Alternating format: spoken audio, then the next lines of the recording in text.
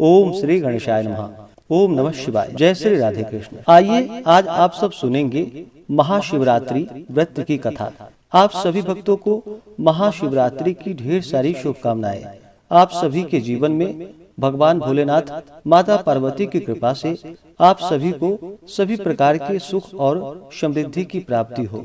शिवरात्रि का व्रत, जो कि प्रत्येक माह के कृष्ण पक्ष की चतुर्दशी तिथि के दिन शिवरात्रि का व्रत धारण किया जाता है, वहीं पर फाल्गुन मास के कृष्ण पक्ष की चतुर्दशी तिथि के दिन महाशिवरात्रि का व्रत किया जाता है। इसे भगवान शिव जी के विवाह के उपलक्ष्य में मनाया जाता है तथा ईशान संहिता के वाक्यों के अनुसार शिवलिंग तयोद्भूतः कोटि सूर्य समप्रभ अर्थात ज्योतिर्लिंग का प्रादुर्भाव जो कि इस दिन माना गया है, और शिवरात्रि का व्रत जो कि महापुनीत और पावन माना गया है। शिवरात्रि व्रतम नाम सर्व पाप प्रणाशनम आचांडाल मनुष्यानाम भुक्ति मुक्ति प्रदायकम निशि भ्रमंति भूतानि शक्तयः शूलभृद्यतः अतस्तस्याम चतुर्दश्याम सत्याम तत्पूजनम। इस प्रकार से जो भी भक्त सच्ची श्रद्धा के साथ महाशिवरात्रि व्रत को धारण करते हैं तो भगवान शिव जी की कृपा से उन्हें भुक्ति और मुक्ति की प्राप्ति होती है। इस व्रत को, जो कि चतुर्दशी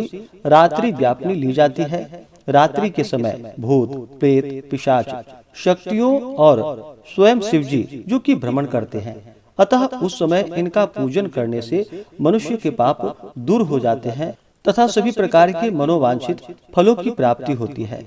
महाशिवरात्रि के व्रत में इस दिन, जो कि दिन रात्रि उपवास रहते हुए व्रत को धारण करना चाहिए। खास करके महाशिवरात्रि में, जो कि रात्रि में 4 प्रहर भगवान शिव जी के पूजन करने का विधान है और रात्रि जागरण करने का विधान है, और अगले दिन जाकर के इस व्रत का पारण किया जाता है।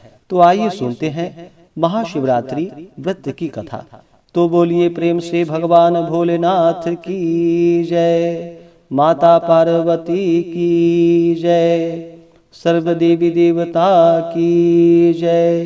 कथा के अनुसार नैमिषारण्य तीर्थ में शौनकादि ऋषियों ने आशुतोष भगवान शंकर के अनन्य उपासक श्री सूत जी से पूछा कि हे सूत जी, महाशिवरात्रि के व्रत महात्म्य सहित कथा श्रवण किया। अब अज्ञान में अनजाने में महाशिवरात्रि के व्रत को करके पूर्ण फल किसने प्राप्त किया, इस पर कोई कथा सविस्तार हम लोगों को सुनाए। श्री सूत जी ने कहा कि विविध धातुओं से विचित्र वर्णमाला, अनेक वृक्षों से व्याप्त, अविध पुष्पों से सुशोभित, बाल सूर्य के समान देदीप्यमान, तप्त स्वर्ण के सदृश कांतिवान, मणि निर्मित, सोपानों से युक्त कैलाश पर्वत के एक शिखर की चट्टान पर अत्यंत शांत भाव से भगवान शिव जी विराजमान थे। उनके हाथों में शूल, अंग में भस्म और सर्प शोभित हो रहे थे। उन्हें प्रथम आदि गणों ने घेरे रखा था और वे क्रीड़ा में तल्लीन थे। ऐसा उपयुक्त समय देखकर उनसे पार्वती जी ने पूछा कि हे देवादिदेव, आप सभी व्रतों में उत्तम व्रत का वर्णन करें। वैसे तो मैंने अनेक व्रत, दान एवं तप पूर्ण किए हैं, परंतु फिर भी मेरा संदेह दूर नहीं हुआ है। आपसे आज मैं ऐसा व्रत को सुनना चाहती हूँ जो सभी व्रतों में श्रेष्ठ एवं मोक्षदायक हो। शिव जी ने कहा कि हे देवी, तुम्हें सभी व्रतों में उत्तम एक गुप्त व्रत सुनाता हूँ। मैंने आज तक किसी से इस व्रत को नहीं कहा। इस व्रत के प्रभाव से यमराज भी निकट आने का साहस नहीं करते हैं।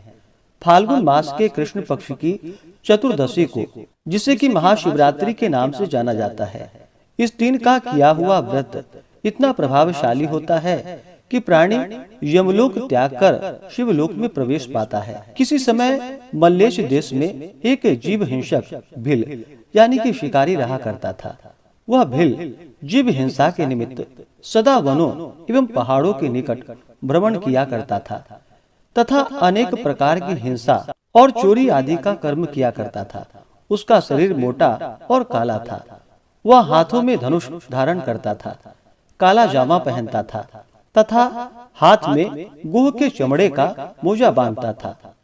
कमरे में तरकस रखता था। वह सदा बाघ, चीता, तेंदुआ, खरगोश, भालू आदि पशुओं को मारकर अपने कुटुंब का भरण पोषण किया करता था। अनेक पक्षियों का भी वह वध कर डालता था। एक दिन इस भील के परिवार वालों ने भील से कहा कि हे वंचर, आज कहीं से भी चोरी आदि किसी भी युक्ति से हमें खाने के लिए कुछ भक्ष्य पदार्थ ला कर दो, चाहे तुम जैसे भी लाओ। अपने कुटुंबियों द्वारा इस प्रकार की प्रार्थना सुनकर भील धनुष बाण लेकर मृग हिंसा के लिए जंगल में जाकर शिकार ढूंढने लगा। हे देवी, एक बार चतुर्दशी के दिन वह हाथ में धनुष बाण लेकर घोर जंगल में जा पहुंचा। उसने वहां पहुंचकर हिरणों को खोजना प्रारंभ कर दिया। हिरणों की खोज में वह भील इधर उधर दिशाओं में दौड़ने लगा। बहुत खोज करने पर भी जब कोई वन्य पशु नहीं मिला तो वह निराश हो गया। सूर्यास्त होने पर एक तालाब के निकट जाकर बैठा। उसने निश्चय किया कि आज रात्रि मैं अवश्य ही इस तालाब में जीभ मारूंगा। मन में ऐसा दृढ़ निश्चय करके वह तालाब के निकट स्थित एक बिल्व वृक्ष यानी कि बेल के वृक्ष के नीचे बैठ गया। उस बिल्व वृक्ष के कोटर में एक बहुत विशाल शिवलिंग पड़ा हुआ था। इस व्याध ने अपने दाहिने हाथ से बिलपत्र तोड़कर शिव पर चढ़ा दिए। लिंग पूजा के प्रभाव से कोई भी हिरण उसके हाथ न आ सका। इस प्रकार उस वृक्ष के नीचे रात्रि का प्रथम प्रहर उस व्याध ने व्यतीत किया। इसके बाद उस तालाब पर एक गर्भिणी हिरणी पानी पीने के लिए आई। वह हिरणी चकित दृष्टि से चारों ओर देख रही थी। इसी बीच शिकारी ने भी उसे देख लिया। उसने अपने धनुष पर बाण चढ़ाया और साथ ही बिलपत्र तोड़कर शिवजी पर चढ़ा दिया। हिरणी ने भी उस शिकारी को देख लिया। हिरणी ने उस व्याध से कहा कि हे महाव्याध, जरा रुक जाओ, तुम मुझे क्यों मार रहे हो? व्याध ने कहा, मेरा परिवार भूख से पीड़ित है, मैं तुम्हारे द्वारा उन सबों की भूख शांत करूंगा। शिवजी ने कहा कि हे देवी, एक प्रहर की पूजा के प्रभाव से उस व्याध का चतुरांश पाप नष्ट हो गया। उसने अपने बाणों को थोड़ा समेट लिया और उस हिरणी से कहने लगा, मैंने अनेक जीवों को मारा है, किंतु आज तक किसी वन्य पशु को मनुष्य सा बोलते नहीं सुना। मुझे तुम्हारी बातों से बड़ा कौतूहल हो रहा है। तुम किस वंश में उत्पन्न हुई हो और कहां से आई हो? हिरणी ने उस व्याध से कहा कि हे व्याध, मैं पूर्व जन्म में रंभा नामक इंद्रपुरी की अप्सरा थी। अत्यंत सुंदर होने के कारण मेरे मन में बड़ा गर्व था। मैंने अपनी सुंदरता के बल से महादानव हिरण्याक्ष को भी अपना पति बना लिया। मैंने उसके साथ बहुत काल तक भोग किया। दूसरे दिन जब मैं उसके साथ विहार कर रही थी, तभी शिवजी के सम्मुख तांडव नित्य प्रारंभ हुआ। मेरे शिवजी के सामने पहुंचते ही शिवजी ने मुझसे पूछा, सच सच तुम बताना, तुम कहाँ थी? नहीं तो मैं तुझे श्राप दे दूंगा। श्राप की बातें सुनकर मैंने कहा कि हे देव, मैं घर पर एक दानव के साथ विहार कर रही थी। शिवजी मेरी बातों से क्रुद्ध हुए और बोले, तेरा प्रेमी हिरण्याक्ष हिरण बनेगा और तू उसकी पत्नी। तुम 12 वर्ष से कुछ अधिक ही सुख से रहित रहोगी और पारस्परिक शोक के कारण तुम्हारे शाप का अंत होगा। जिस समय तेरे सामने व्याध आएगा, तब तुम्हें पूर्व जन्म का स्मरण होगा। वहां मेरे लिंग का दर्शन करने से तेरा छुटकारा होगा और तू अपने स्वरूप को प्राप्त हो जाएगी। हिरणी ने उस व्याध से कहा, शिवजी के शाप से मैं इस पृथ्वी पर हिरणी होकर घूम रही हूँ। मैं इस समय गर्भिणी हूँ, अतः मुझे न मारो। इसी रास्ते से एक दूसरी हिरणी आ रही है। तुम उसे मारकर अपने कुटुंब का भरण पोषण करना। मैं प्रसव करने के बाद कल तुम्हारे पास आऊंगी, ऐसा मैं शपथ पूर्वक कहती हूँ। शिवजी ने कहा। उस हिरणी की बात से वह व्याध असमंजस में पड़ गया। फिर कुछ सोचकर उससे दूसरे दिन आने का वचन लेकर उसे छोड़ दिया। उस हिरणी ने व्याध के पास पुनः आने के लिए शपथ पूर्वक निम्नलिखित वचन कहे कि हे व्याध, जो द्विज वेद भ्रष्ट होकर संध्योपासन आदि कर्मों से रहित हो, दानी के बीच में विघ्न डालने वाला हो, जो दीपक से दीपक जलाता अथवा पैर से पैर धोता हो, जो अपनी स्वामी, मित्र, बालक, ब्राह्मण आदि का वध करता हो, जो संपत्तियों में द्वेष रखता हो, जो कृषक एक ही हल में 3 बैलों को चलाता हो, जो वेद निंदक हो, जो कुटुंब का पालन पोषण न करता हो, जो माता पिता में श्रद्धा न रखता हो, जो पर स्त्रीगामी हो, इन सभी पातकों की भागिनी मैं बनूं यदि अपनी प्रतिज्ञा पूरी न करूं। दूसरा प्रहर आने पर व्याध शिव शिव का उच्चारण करता रहा। उसे नींद नहीं आ रही थी। इसी बीच तालाब पर दूसरी हिरनी आई। शिकारी ने उस हिरनी को देखकर बेलपत्र चढ़ा दिया। इसके बाद उस शिकारी ने बाण धनुष पर चढ़ा लिया। हिरनी ने उस शिकारी से पूछा कि हे धनुषधारी, मैं जानना चाहती हूँ कि इस रास्ते से एक गर्भिणी हिरनी आई थी अथवा नहीं, आप सच सच बताएं। शिवजी ने कहा, उस हिरनी की बात सुनकर शिकारी चकित हो गया। उसकी बोली भी पहली हिरनी जैसी ही लगती थी। शिकारी ने कहा कि पहली हिरनी घर चली गई, अब मैं तुझे मारकर अपनी भूख मिटाऊंगा। हिरनी ने कहा, मैं इस समय कामातुर विहरणी हूँ, तुम मुझे छोड़ दो। इसी रास्ते एक मृग आने वाला है, उसके द्वारा तुम्हारी तृप्ति हो सकेगी। शिवजी ने कहा। उस व्याध ने हिरनी से शपथ लेने के लिए कहा। उस हिरनी ने भी पहली हिरनी की भांति ही शपथ किया और शिकारी के चंगुल से मुक्त हो गई। वह हिरनी जल पीकर पलायित हो गई। व्याध उसी पेड़ के नीचे बैठा रहा। उसका तीसरा प्रहर भी समाप्त हो गया। उसने बेलपत्र तोड़कर शिवजी पर डाल दिए। इसके अनंतर उस व्याध ने एक विशालाक्ष हरिण देखा।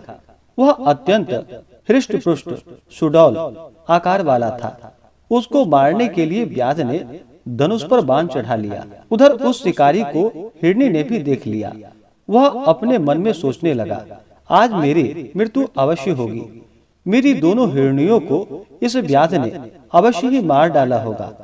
स्त्री के बिना जीवन व्यर्थ है, क्योंकि पत्नी के बिना धर्मानुष्ठान नहीं हो सकता और न तो सांसारिक सुख भोग ही किया जा सकता है। अतः उसने व्याध से पूछा कि हे नरश्रेष्ठ, मैं आपसे एक बात पूछना चाहता हूँ, कृपया आप उसका ठीक ठीक उत्तर दें। इसी मार्ग से पहले 2 हिरनियां यहाँ आ चुकी हैं, तो क्या आपने उन दोनों को मार डाला या वे अपने घर चली गईं? हिरण की बात सुनकर व्याध ने अपने मन में सोचा, यह कोई सामान्य हिरण नहीं हो सकता। ऐसा सोचकर उसने विस्मित होकर हरिण से पूछा, वे दोनों हिरनियां अपने घर चली गई हैं, किंतु तुम्हारी रसवाला स्त्री ने तुम्हें मुझे देने का वचन दिया है, अतः मैं तुझे किसी प्रकार भी नहीं छोड़ सकता। शिवजी ने कहा। व्याध की बात से वह हरिण भयभीत होकर उससे पूछने लगा, तुमने दोनों हिरनियों को क्यों छोड़ दिया? शिवजी ने कहा, व्याध के सम्मुख हिरनियों के द्वारा किए हुए शपथ को उस हरिण से व्याध ने कह सुनाया। मृग प्रसन्न होकर बोल उठा कि हे व्याध, मेरी हिरनियों ने तुझसे जो शपथ किए हैं उन्हें मैं भी दोहराता हूँ, अतः तुम मुझे यहाँ मत मारो। मैं अपनी ऋतुमती स्त्री से संभोग कर तुम्हारे घर निस्संदेह आ जाऊंगी। शिवजी ने कहा। उस मृग की बात सुनकर व्याध कहने लगा, तू मुझे बातों में फंसाकर धोखा देना चाहता है, अतः मैं तुझे कदापि नहीं छोड़ सकता। उसकी बात सुनकर मृग ने अपनी पत्नियों द्वारा प्रदत्त वचन को व्याध के सम्मुख पुनः दोहराया और कहा कि यदि मैं तुम्हारे पास न आऊं तो मेरे सभी सत्य नष्ट हो जाएं। शिवजी ने कहा, अब तक उस व्याध के सभी कलुष्ट नष्ट हो चुके थे, इसलिए उसने मृग की बातों का विश्वास करके उसे छोड़ दिया। हिरण उस तालाब में जल पीकर जिस रास्ते वहां आया था, पुनः उसी मार्ग से वापस चला गया। उस समय तक प्रातः काल हो चुका था। बिल वृक्ष के नीचे से बाहर निकलते हुए शिकारी ने अनजाने में ही बेलपत्र तोड़कर शिवलिंग पर डाल दिए। शिव पूजा के प्रभाव से उस शिकारी के संपूर्ण पाप विनष्ट हो चुके थे। भूखा रहने के कारण वह निराशा भरी दृष्टि से चारों ओर देखने लगा। इतने में ही बच्चों सहित वहां दूसरी हिरणी भी आ पहुंची। उसने धनुष पर बाण का संधान किया, किंतु इसी बीच आगंतुक हिरणी बोल उठी कि हे धर्मात्मन, बाण मत छोड़ो, अपने धर्म का पालन करो। क्योंकि मैं सभी प्रकार से अवध्य हूँ। शास्त्रों में कहा गया है, सोते हुए राजा को, मैथुन में रत प्राणी को, स्तनपान कर रहे बच्चों को, रोगी को और बच्चों से युक्त हिरणी को नहीं मारना चाहिए। उस हिरणी ने व्यास से कहा, यदि तुम मुझे मारना ही चाहते हो तो मैं अपने बच्चे को घर पर छोड़ आऊं, तब मारना। यदि मैं न आऊं तो उसी पाप की भागी बनूं, जिससे स्त्रियां स्वपति को त्याग कर पर पुरुष से आसक्त होने पर बनती है। शिवजी ने कहा, व्यास से मुक्त होकर वह हिरणी अपने बच्चों को लेकर घर चली गई। इधर व्यास भी अपने घर के लिए तेजी से चल पड़ा। घर पहुंचते ही उसके भूखे बच्चे ने उसे घेर लिया। उसके घर में न तो मांस था न ही अन्न था। सभी बच्चे निराश हो गए। शिकारी अपने मन में बार बार उन हिरणों का ही स्मरण कर रहा था। इतने में ही उसकी पत्नी ने कहा कि तुमने तो आज रात भर व्रत रखकर सभी लोगों को भूखा ही मार डाला। पत्नी की बात सुनकर उस व्याध ने कहा कि हे प्रिय, मैं कल रात से भूखा हूँ और मुझे नींद भी नहीं आई। कल रात में जो हिरण और हिरनियां मिली वे अपनी प्रतिज्ञाबद्ध होने के कारण मेरे यहाँ आएंगी और मैं उनका वध करके परिवार को तृप्त करूंगा। शिवजी ने कहा कि हे देवी, वह हरिण व्याध के पंजे से मुक्त होकर अपनी हिरनियों के पास चला गया। उसकी एक मृगी ने प्रसव किया, दूसरी ने संभोग की इच्छा प्रकट की और तीसरी ने अपने बच्चों की रक्षा के लिए प्रार्थना की। हरिण ने ऋतुमती मृगी की इच्छा पूर्ण करके कहा, तुम सब यहीं रहकर बालकों की देखभाल करना। अब मैं व्याध के पास जा रहा हूँ, क्योंकि मैंने उसे वचन दे रखा है। शिवजी ने कहा। मृग की बातों से उसकी पत्नियां भी साथ चलने का आग्रह करने लगी। वे सब बहुत ही दुखी होकर कह रही थी, पिता, भाई, पुत्र आदि सभी सीमित वस्तु देते हैं, परंतु पति से अपरिमित वस्तु की प्राप्ति होती है। अमित, दानी, भर्ता, वैदेही। इसलिए स्त्रियों के लिए पति ही परम गति है। पति के बिना नारी का जीवन सूना है। अतः मैं भी तुम्हारे साथ चलूंगी और साथ ही मरूंगी। शिवजी ने कहा। उस मृग की पत्नियां ने विरह कातर होकर मरने का निश्चय किया। परिवार की शोकावस्था से मृग बहुत ही दुखी हुआ। वह सोचने लगा, यदि मैं वचनबद्ध होकर भी व्याध के पास नहीं जाता हूँ तो धर्म का नाश होगा और जाने पर कुटुंब का अंत हो जाएगा। वह दुविधा की स्थिति में पड़ गया। अंत में धैर्य धारण कर उसने व्याध के पास जाना ही उचित समझा। इसके लिए वह व्याध के आश्रम की ओर चल पड़ा। उसके पीछे पीछे उसकी पत्नियां भी उसके पीछे चलने लगी। वहां से अपनी स्त्री पुत्रों को साथ लेकर वह मृग उस भूखे व्याध के पास पहुंचा। मृग ने व्याध से कहा कि हे व्याध, पहले तुम मुझे मारो, इसके बाद इन सभी को। तुम्हारे बाणों से मरकर आज हम लोग स्वर्ग जाएंगे और तुम्हें किसी प्रकार का पाप भी नहीं लगेगा। मृग की बातों से उस व्याध के मन का अज्ञान दूर हो गया। वह बोला कि हे मृग, तुम अपने घर लौट जाओ। तुम्हारी सत्यता से मैं अत्यंत ही प्रसन्न हूँ। मुझे मांस नहीं चाहिए। तुम मेरे बंधु, गुरु तथा मित्र हो। मैंने आज से अहिंसा का व्रत लिया है और अपने हिंसक शस्त्रों को तोड़कर फेंक दिया है। अतः अब तुम निर्भय होकर लौट जाओ। शिवजी ने कहा। इतना कहकर शिकारी ने धनुष बाण तोड़ दिए और मृग की प्रदक्षिणा करके उसे नमस्कार किया। स्वर्ग में देवों की दुंदुभी बजने लगी और पुष्प वृष्टि होने लगी। इतने में देवदूत सुंदर विमान लेकर स्वर्ग से आ उपस्थित हुए। उसने शिकारी से कहा कि हे महाव्याध, इस विमान में बैठकर सदेह स्वर्ग को चलो। महाशिवरात्रि व्रत के प्रभाव से तुम्हारे सभी पाप नष्ट हो चुके हैं। शिवरात्रि के दिन तुमने अनजाने में ही उपवास और जागरण द्वारा शिवजी की पूजा कर डाली। हे धर्मात्मन, तुम्हारा इसी नाम से नक्षत्र मंडल में अस्थायी निवास होगा। इसके बाद उसने उस मृग को संबोधित करके कहा कि हे मृग, तुम अपनी स्त्री और पुत्रों को विमान में बैठाकर स्वर्गारोहण करो। अपनी तीनों भार्याओं स्त्रियों सहित नक्षत्र पद प्राप्त करो। तुम्हारे नाम से ही वह नक्षत्र प्रसिद्ध होगा। शिवजी ने कहा, इतना सुनकर वे सभी विमान में बैठकर नक्षत्र लोक चले गए। आगे 2 हिरनियां, पीछे हरिण, इन तीनों ताराओं से युक्त मृगशीर्ष नक्षत्र है। यह नक्षत्र आज भी आकाश में दृष्टि गोचर होते हैं। इसकी पीठ पर आद्रा नामक दूसरा नक्षत्र लगा है।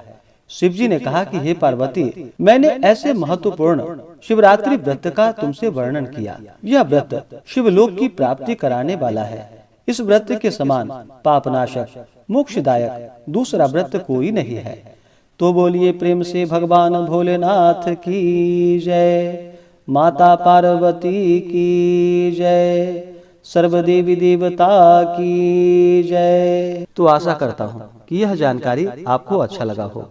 ऐसे ही ज्ञानवर्धक जानकारियाँ प्राप्त करते रहने के लिए चैनल पे अगर आप पहली बार आए हैं तो चैनल को लाल बटन दबा करके सब्सक्राइब करें, साथ में बेल आइकन घंटी को दबाएं ताकि आने वाली वीडियो का नोटिफिकेशन आपको समय से मिलता रहे।